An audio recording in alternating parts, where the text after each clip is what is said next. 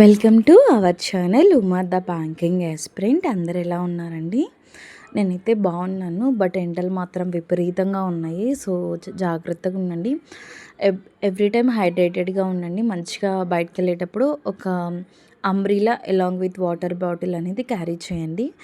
So కొత్తగా ఎవరైతే banking ఎగ్జామ్స్కి ప్రిపేర్ అవుదామో అనుకుంటున్నారో వాళ్ళందరికీ కూడా నేను సపరేట్గా ఒక వీడియోస్ అనేది చేయడం జరిగింది. ఇన్స్టిట్యూట్స్ ఎలా ఉంటాయి, ఎలా వర్క్ అవుతాయి అండ్ బెస్ట్ ఇన్స్టిట్యూట్స్ గురించి కూడా మనము ఛానల్లో అప్లోడ్ చేయడం జరిగింది వీడియోస్. కుదిరితే అవి చూడండి. ఎట్ ద సేమ్ టైం మీరు ఎక్కడైనా ప్రిపేర్ అవ్వండి, ఎందులో అయినా కోచింగ్ తీసుకోండి. మనకు ఫస్ట్ నుంచి ఉండాల్సినటువంటి ఫస్ట్ థింగ్ వచ్చేసరికి కన్సిస్టెన్సీ మెయింటైన్ చేయాలి. ఒక్కరోజు ప్రిపేర్ అయ్యి నెక్స్ట్ డే స్కిప్ కొట్టడం ఇలా లేకుండా ప్రిపేర్ అవ్వడానికి ట్రై చేయండి. So all the best to the fresh aspirants and those who are succeeded clearing the prelims and going to write for the mains examinations and AP high court exams ఎవరైనా రాసినట్లయితే message చేయండి, ఓకేనా? And secondary thing వచ్చేసరికి నేను ఎందుకు videos చేయట్లేదు, ఒక్కొక్క వీడియోకి వీక్ టు వీక్ టైం అయితే తీసుకుంటున్నాను. ఎందుకు ఏంటనేది క్లియర్గా చెప్తాను. అండ్ ప్రజెంట్ అయితే కొన్ని సిచ్యువేషన్స్ వల్ల నేనైతే జాబ్ అయితే చేస్తున్నాను. So my job is like 9 to 5 job. And అంత స్ట్రెస్ అనేం కాదు, అలా అని చెప్పి అంత ఈజీ అయితే కాదు.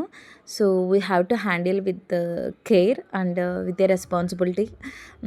ఒక చిన్న రెస్పాన్సిబిలిటీ కోసం నేను ఈ జాబ్ అయితే చేద్దాం అనుకుంటున్నాను.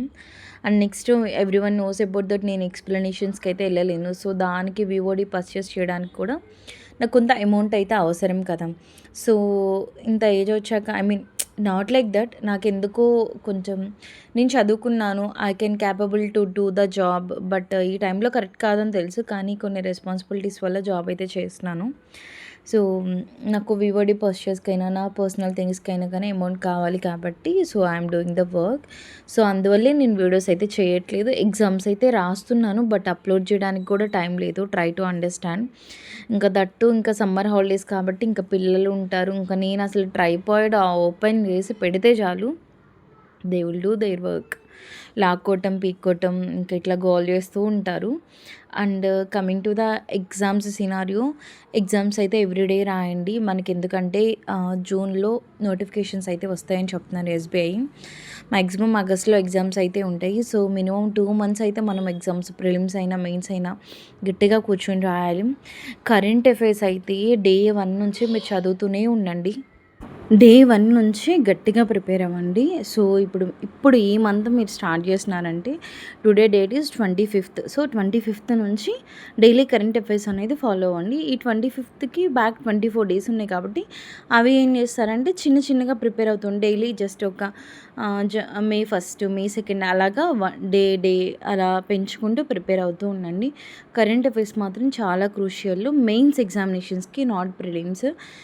ఎవరైతే మినిమం 70% ఆఫ్ సిలబస్ అయిపోయింది, మాకు బేసిక్ అయిపోయింది అనుకుంటారో వాళ్ళందరూ కూడా కంపల్సరీగా ఆ ఇయర్ ఎగ్జామ్స్ అప్లై చేసే ముందు 2 things అనేది ఇంపార్టెంట్గా గుర్తుపెట్టుకోండి. ఫస్ట్ థింగ్ వచ్చేసరికి నేను ఇయర్ ఎగ్జామ్స్ అనేది క్రాక్ చేయాలి అని నువ్వు అనుకున్నట్లయితే షూర్గా డే 1 నుంచి కరెంట్ అఫైర్స్ అయితే ప్రిపేర్ అవ్వాలి. సెకండరీ థింగ్, మనకి ప్రిలిమినరీ ఎగ్జామ్కి ముందు మనకి ఏమేమి ఉంటాయి, 3 ఉంటాయి subjects: quantitative aptitude, reasoning, English. ఈ 3 సబ్జెక్ట్స్ కూడా ప్రతి సబ్జెక్ట్లో ఉన్నటువంటి ఫస్ట్ కంటెంట్ చాప్టర్స్ ఉన్నాయి కదా. ఇప్పుడు క్వాంట్లో అయితే 25, 32 చాప్టర్స్ ఉంటాయి. మొత్తం ఒక పేపర్ మీద రాయండి. రీజనింగ్లో ఆ చాప్టర్స్ మొత్తం టాపిక్స్ అన్నీ రాయండి. ఇంగ్లీష్లో ఉన్నటువంటి టాపిక్స్ మొత్తం ఒక పేపర్ మీద రాసుకొని డైలీ మీకు ఆల్రెడీ సిలబస్ అయిపోయినట్లయితే డైలీ ఒక్కొక్క టాప్, సపోజ్ రీజనింగ్ నుంచి ఒక టాపిక్, క్వాంట్ నుంచి ఒక టాపిక్, ఇంగ్లీష్ నుంచి ఒక టాపిక్, ఇవి క్లియర్ చేసుకోవడానికి ట్రై చేయండి. రీజనింగ్ అనేది మనం ఎక్కువగా కూడా క్లాసెస్లోనే చేస్తాం కాబట్టి దానికి ఎక్కువ ప్రాక్టీస్ అవసరం లేదు. మామూలుగా నాకు తెలిసినంత అయితే ఏదైనా ఉంటే నెంబర్ సిరీస్ ఇవి గట్టిగా ప్రిపేర్ అవ్వాల్సి వస్తుంది. సో సిలాగ్స్ ఒకటి, ఇన్ఈక్వాలిటీస్ ఇవి కొంచెం. అండ్ నెక్స్ట్ పజిల్స్ అంటారా, మనం ఎగ్జామ్ రాస్తూ ప్రిపేర్ అవుతాము. అండ్ క్లాసెస్లో సార్ ఏ చెప్తే మనం సిబిసిడి మొత్తం చేస్తూనే ఉంటాం కాబట్టి mainly focus on your weak areas. Strong ఏరియాస్ని ఇంకా స్ట్రాంగెస్ట్ చేయలేం. ఇప్పుడు 30 మార్క్స్కి 30 వస్తాయండి, ఇంకా దాన్ని అంతకన్నా ఎక్కువ ఇంప్రూవ్ చేయలేము కదా. So better to focus on weak areas also, ఎందుకంటే ఈ మధ్య sectional cut off also plays a very crucial role. So అదొకటి గుర్తుపెట్టుకోండి. సో ఇలా ఒక పేపర్ మీద కంటెంట్స్ మొత్తం రాసుకొని ఎక్కడైనా పేస్ట్ చేసుకొని మీరు డైలీ చదివే దగ్గర ఎవ్రీడే మీరు ఒక్కొక్క టాపిక్ ఫినిష్ చేస్తున్నారా లేదా అనేది మిమ్మల్ని మీరు ఒకసారి చెక్ చేసుకోవడానికి ట్రై చేయండి. This is called self analysis. ఓకేనా. అండ్ నెక్స్ట్ కన్సిస్టెన్సీ ఎలా ఉంటుంది? కన్సిస్టెన్సీ అంటే ఏం లేదు, ఈరోజు ఒక్కొక్క దాంట్లో ఒక్కొక్క టాపిక్ 3 టాపిక్స్ కంప్లీట్ అయిపోయినాయి. రేపు చేయలేదనుకో మళ్ళీ ఎల్లుండి చేస్తున్నాను అంటే 1 డే 3 టాపిక్స్ స్కిప్ చేసినట్టే కదా. అది అలా కాకుండా కన్సిస్టెన్సీ డైలీ కూడా నేను ఇది ప్రిపేర్ అవ్వాలి అని ఒకటి గుర్తుపెట్టుకోండి. ఓకేనా. This is also plays a very crucial role. Next one వచ్చేసరికి డిసిప్లైన్డ్గా ఉండండి. టైంకి పడుకోండి, టైంకి మంచిగా లేవండి, ప్రిపేర్ అవ్వండి. ఈ 3 కూడా చాలా చాలా ఇంపార్టెంట్. మీకు కుదిరితే మంచిగా ఒక టైం టేబుల్ అనేది ఫ్రేమ్ చేసుకొని, ఎవరైతే సిలబస్ అయిపోయిందో వాళ్ళకి చెప్తున్నాను, టైం టేబుల్ ఫ్రేమ్ చేసుకోండి. నేను ఈ టైంలో ఇలా చేయాలి, ఈ టైంలో ఇలా చేయాలి. దీనివల్ల ఏంటంటే మీకు మంచి డిసిప్లైన్, ఎలా ఎడ్యుకేట్ అవ్వాలి, మీ అంతటి మీరు ఎలా ఉండాలి, ఎలా బిహేవ్ చేయాలి. అండ్ నెక్స్ట్ మీకు ఏంటంటే వేరే వేరే అన్నెసెసరీ థింగ్స్ లేకుండా ఉంటాయి. ఫస్ట్ కొంతమంది ఉంటారు హాస్టల్స్లో ఉంటారు, ఫార్మర్స్ కానీ లేకపోతే ఏదో ఒక బిజినెసెస్ చేస్తూ కష్టమనో నష్టమో పిల్లలకి మంచి ఎడ్యుకేషన్ ఇవ్వాలి, ఎక్కడో చోట జాయిన్ చేస్తారు. వాళ్ళు ఏం చేస్తారు, పేరెంట్స్ పాకెట్ మనీ ఇస్తారు కదా, ఈవినింగ్ అయితే వాళ్ళు 6 దాటితే చల్లంగా ఉంటుంది కాబట్టి ఇంకా చక్కగా షాపింగ్లకు వెళ్తూ ఉంటారు. ఎన్ని డేస్ అని షాపింగ్ చేస్తారు చెప్పు. చక్కగా మీ పేరెంట్స్ ఇచ్చినటువంటి ప్రతి రూపీకి వాల్యూ ఇవ్వాలి అని మీరు అనుకున్నట్లయితే try to form you time table and prepare it with own your self. Okay. అది డబ్బులు అంటారా, ఈరోజు ఖర్చు పెడితే అయిపోతాయి. అదే నాలెడ్జ్ అనుకో, ఈరోజు చదివానుకో ఇంకా ఇంప్రూవ్ అయ్యే ఛాన్సెస్ అయితే ఉంటాయి. జాబ్ కొట్టిన తర్వాత మీ డబ్బులతో మీకు నచ్చినట్టే చేసుకోండి. ఓకేనా. So that is the reason నేను కూడా ఇప్పుడు జాబ్ చేయడానికి మెయిన్ రీజన్ కూడా అది. నేను 9 to 5 జాబ్ చేస్తూ నేను ఇప్పుడు ప్రిపేర్ అవుతున్నాను. నాకు తప్పని కంపల్సరీగా చెయ్యాలి అని డిసైడ్ అయిపోయాను. ఎందుకు అక్క లాస్ట్ ఇయర్ కదా, ఫోకస్ మొత్తం దీని మీద పెట్టొచ్చు కదా అంటే నా సిచ్యువేషన్స్ కొంచెం డిఫరెంట్, అందువల్ల నేను చెయ్యాలి. అండ్ నెక్స్ట్ ఎక్స్ప్లెనేషన్స్కి వెళ్ళలేను కాబట్టి వివోడి పర్చేస్ చేయాలి. సో అదేంటంటే ఎవ్రీ ఇయర్ నేను మా హస్బెండ్ని అడిగేదాన్ని, ఈ ఇయర్ కూడా మా హస్బెండ్ ఇస్తారు. తను నాకు హెల్ప్ చేయడానికి, ఎడ్యుకేషన్లో హెల్ప్ చేయడానికి ఫస్ట్ ఉంటారు. కానీ ఏంటంటే ఒక్కసారైనా నేను కష్టపడి సంపాదించిన రూపాయి పెట్టి నేను ప్రిపేర్ అయితే ఎట్లా ఉండిద్దో చూద్దాం అనుకుంటున్నాను. అందుకే ఈ డెసిషన్ తీసుకున్నాను. అండ్ కొన్ని రీజన్స్ కూడా ఉన్నాయి. Okay.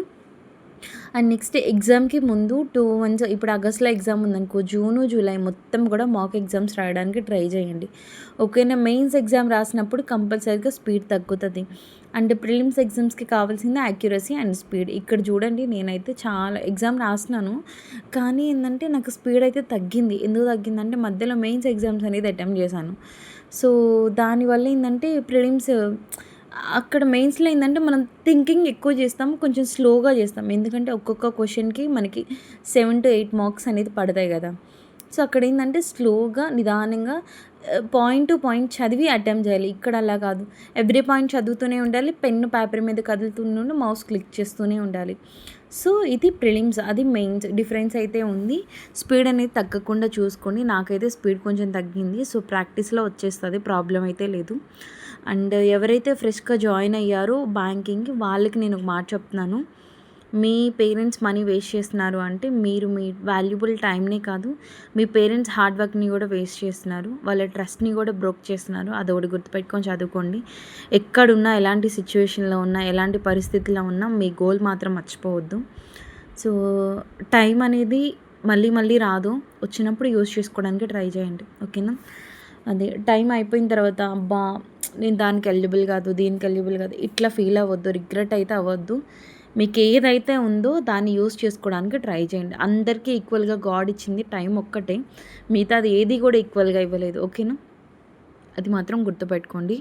We have the best parents as well as we are the best sons and daughters to our parents అని మాత్రం వాళ్ళంతటి వాళ్ళు చెప్పేలాగా మనం బిహేవ్ అయితే చేయాలి. కొంతమందికి నేను ఎందుకు చెప్తున్నానో అర్థమవుతుంది, ఈ వీడియోస్లో కొంతమందికి అర్థమవుతుంది, మిగతా వాళ్ళకి అర్థం కాకపోయినా ప్రాబ్లం లేదు. ఓకేనా. సో కాన్సన్ట్రేట్ చేసి చదవండి, టైం వేస్ట్ చేయొద్దు, మంచిగా హైడ్రేటెడ్గా ఉండండి. సమ్మర్ కాబట్టి ఎండలో బయట ఎక్కువ తిరగొద్దు. ఎక్కడైతే మీరు ఎందులో అయినా జాయిన్ అవ్వండి, సార్స్ నేర్పించేది మొత్తం క్లియర్గా వినండి. వాళ్ళు నేర్పించేది మనకి 50% అయితే మిగతా 50% హార్డ్ వర్క్ మనం చేయాలి. అది చేస్తేనే జాబ్స్ వస్తాయి. ఓకేనా. సో మీరు ఆఫ్లైన్ చూస్ చేసుకుంటారా, ఆన్లైన్ చూసుకుంటారా, లేకపోతే ఇంకా వేరే ఇన్స్టిట్యూట్ చూసుకుంటారు, it's your own choice. But graduation అయిపోయింది అంటే ఏదో ఒకటి నేర్చుకోవడానికి మాత్రం ట్రై చేయండి, ఓకేనా? ఎందుకంటే టైమ్ పాస్ అయ్యేకుంది టైం వేస్ట్ అవుతుంది ఫస్ట్ థింగ్. సెకండరీ థింగ్, మీరు నాలెడ్జ్ అయితే ఏం గెయిన్ చేయలేరు. ఇప్పుడున్నటువంటి కాంపిటేటివ్ ఫీల్డ్లో ఒక ఎగ్జామ్కి 20 lakhs మెంబర్స్ ఒక ఒక ఎగ్జామ్కి 500 కానీ 200 కానీ 100 వేకెన్సీస్ వచ్చినా కానీ 20 lakhs మెంబర్స్ రాస్తున్నారు.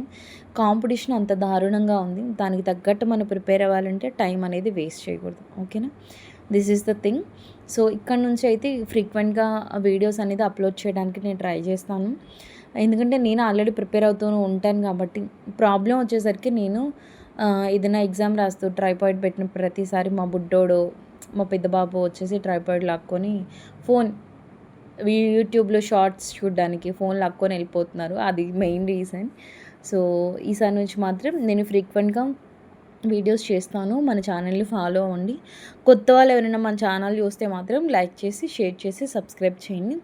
All the best to all the aspirants, especially beginners. Try to beat your seniors with your hard work, ఓకేనా? అండ్ సీనియర్స్ మీకు చెప్తున్నాను, మనకి కాంపిటేటివ్గా మన జూనియర్స్ వస్తున్నారు కాబట్టి మనం ఇంకా గట్టిగా ఉండాలి. ఫౌండేషన్, ఫండమెంటల్స్ కానీ ఏదైనా కానీ, ఓకే? సో ఈసారి కంపల్సరీగా మనం జాబ్ క్రాక్ చేసి మనం ఏంటో చూపించాలి, ఓకేనా?